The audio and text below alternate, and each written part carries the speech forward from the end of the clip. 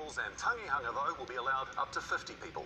Also confirmed today, masks will be mandatory on public transport nationwide at level 2 and above. 9 new cases were reported today, 8 confirmed and 1 probable, all in our biggest city. 8 cases are in the community, all linked to the Auckland cluster, and 1's an imported case picked up at a managed isolation facility. The current number of active cases is 123, all but 19 of those community transmissions. Tonight, 10 people are in hospital, 2 in intensive care in Middlemore Hospital. We have extensive coverage this evening. One News reporters with reaction from across the country. And we begin with political editor Jessica Much-Mackay. There's a lot riding on this decision. I feel like she's going to say no. This family of business owners and homeschooling their kids. Now they'll be at level 3 longer. The main thing for us, I guess, is that the kids will be back at school on Monday, so that's a real relief for me. It's hoped extending level 3 until Sunday will mean the number of new daily cases goes down. These extra 4 days are believed necessary to allow us to move down a level in Auckland and stay down. So how's the news gone down? It's difficult for the businesses, but I think to keep the people safe and to get this thing under control, it's the right thing to do. Oh, I'm just a little bit disappointed. That's fair enough. No, I'm quite happy with that. Sounds like a really wise idea. From Monday, the whole country will be at level 2. Auckland will be restricted to 10 people for gatherings, but tangihanga and funerals can have 50 people. And in a new move, it'll be mandatory from Monday to wear a mask or face covering on public transport and planes. We are pragmatic. We are common sense. If COVID has been spread on a bus and we know masks make a difference, let's wear masks. Just a few weeks ago, the government was telling us masks weren't necessary, despite calls from experts like Professor Michael Baker. Everyone's wearing masks all across the world. We have been late adopters with masks, and there's so much evidence now that that is how the virus is spread around. If you're asking whether or not I regret that decision not being made, say, back in February or March, I do think it's fair to say the whole world has continued to learn, and New Zealand is one of those countries. Well, I don't think there's a lot of certainty for people, and I think that's disappointing. There will be some exemptions, and details on whether it will apply to Ubers and taxis and how it will be enforced will be worked out. I don't see it's necessary for Wellington. When I've got on the train and it's been full and 1/3 of us are wearing masks, I feel really, really unsafe. The Prime Minister says this has been a hard year for lots of reasons. So if it feels hard right now, it's because it is. But let's also remember, in a world where 2020 has frankly been terrible, we are strong, we have been kind, and we are doing really well. Now Aucklanders are being asked to do really well for another few days. And Jess is with us now live. Your analysis, Jess, what do you make of the Prime Minister's call today? This is the Prime Minister again trying to come up with a kind of compromise, trying to go down the middle with this decision. She's trying to squeeze out an extra few days as an insurance policy while still keeping Aucklanders on board. This is a high-risk cluster. That's because there are still those mystery cases that we don't know exactly where they came from, and also the fact that going to level 2 in Auckland means you can travel in and out of the region, and that risks spreading it to the rest of the country. On the other side, though, an extra few days for businesses is still a big deal. The Prime Minister has said, though, on Sunday at midnight, Auckland will click over into level 2. The only thing that would stop that is a big spike in cases over the next few days. Thank you very much for that, Jess. Well, today's announcement is another blow to Auckland's hospitality industry. It's hard hit bars and cafes. Level 2 still means a reduced number of customers and reduced revenue. Katie Bradford has more.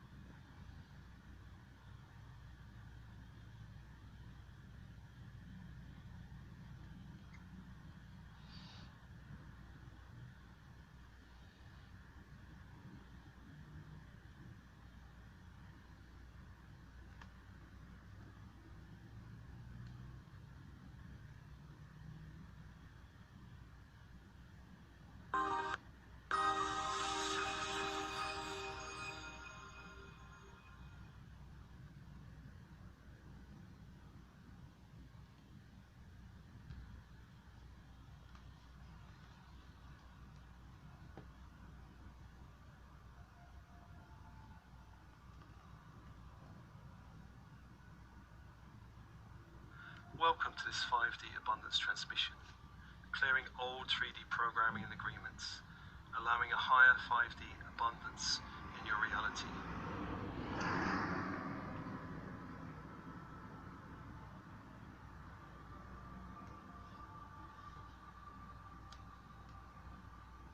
And as always, open body, open mind, and breathe. With your breath, connect to your body of bone and blood. Noticing any tension in your body. And with your breath, scanning the body and just opening those areas of tension and releasing, becoming more present to the relaxation within your body and also the tension within your body.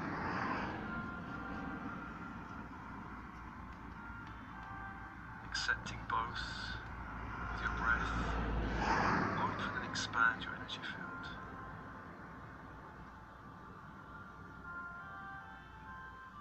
And imagine you can breathe in light from the universe around you. Light from 360 degrees. From sun, earth and stars.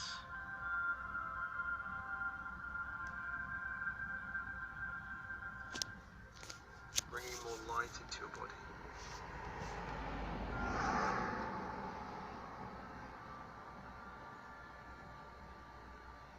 And as you do so, give permission also to release old energy from your body